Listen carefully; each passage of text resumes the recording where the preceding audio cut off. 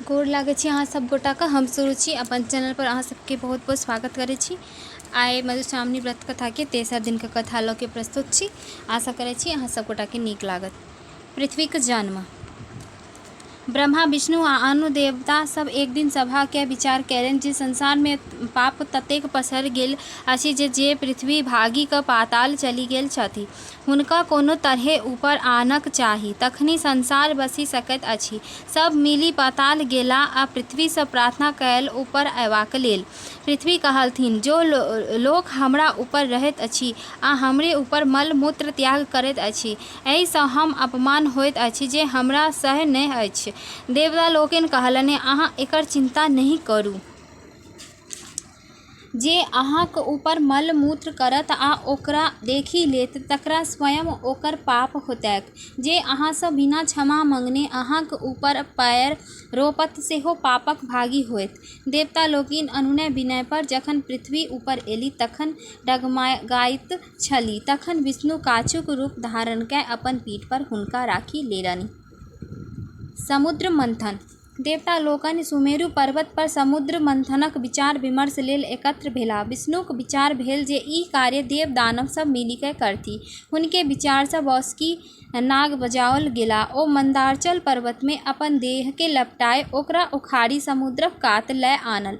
ओ समुद्र मंथन सँ प्राप्त अमृत में हिस्सा भेटबाक लोभे मंथनक कष्ट सहब लेल प्रस्तुत भेलाह। आब प्रश्न उठल जे एतेक भारी मंदार यदि समुद्र में खसाओल जाय तऽ ओ डूबि जायत।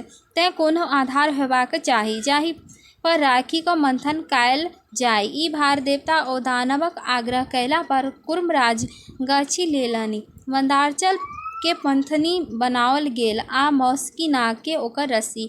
समुद्र मंथन आरंभ भेल। नागक फोंक दिशा दानव सब पकड़लनि आ पूँछ दिस देवतागण। समुद्र मंथन सँ समुद्रक जीव जंतु सब पिसाए लागल आ मंदारक ऊपरका गाछ सब आपसी में रगड़ सँ टूटि टूटि खसय लागल। ओहि रगड़ सँ पर्वत पर आगि लागि गेल तऽ ओहि पर परहक जड़ी बूटी, सोना चांदी, मूंगा मोती आदि जरि क भस्म भ गेलैक।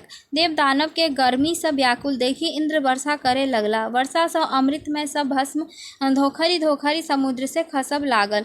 एहि सँ समुद्रक नोनगर पानि दूध भय गेल आ अधिक काल तक मथला सँ घी भय गेल। एहि प्रकारे औरो अधिक काल तक मथला सँ समुद्र सँ लक्ष्मी, सुरा, उज्जेश्रवा घोड़ा निकलल जे चंद्रमा लोकनि हथिया लेलनि।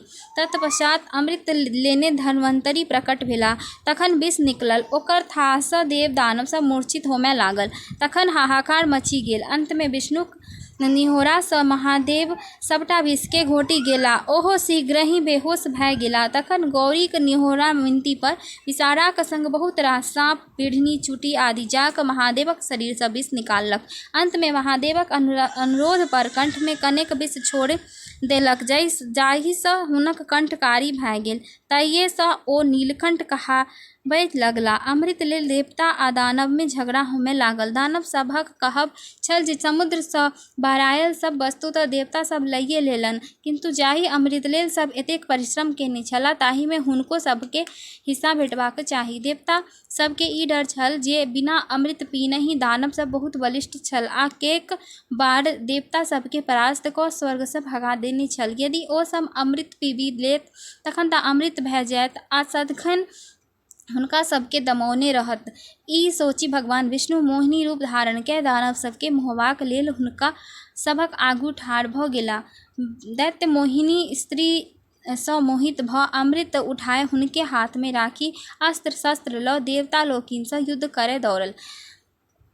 ताबत भगवान नारायण देवता सबके अमृत पिया देलनि। देवते लोकनिक रूप धरि राहु नामक दैत्य सेहो अमृत पीबय लागल, किंतु चंद्रमा आ सूर्य ओकरा चिन्हि गेलाह आ भगवान विष्णु के कहि देलनि, यावत ओकरा कंठ में अमृत जाइ ताबत विष्णु अपन चक्र सँ ओकर गर्दन काटि देलनि।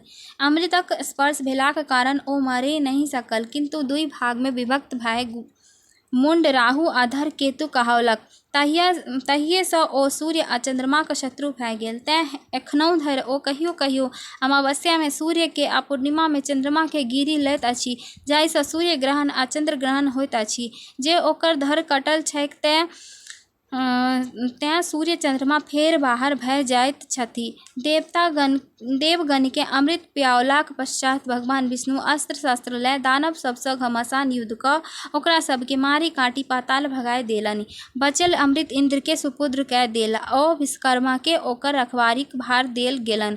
समुद्र मंथन में वासुकी नाग रस्सीक कार्य कएने छलाह। हुनका देवता लोकनि सँ ई वरदान भेटल जे हुनका मायक श्राप नहि लगतनि आ ओ सपरिवार जनमेजय महाराजक यज्ञ में नहि जरताह। हुनकर भागिन आस्तिक मुनि हुनके रक्षा करथिन। धन्यवाद। आशा करै छी अहाँ सब गोटा के नीक लागत तऽ वीडियो के लाइक करब और जते के पाबनि पूजनाहर छथिन तकरा सबके साथ शेयर करब। धन्यवाद।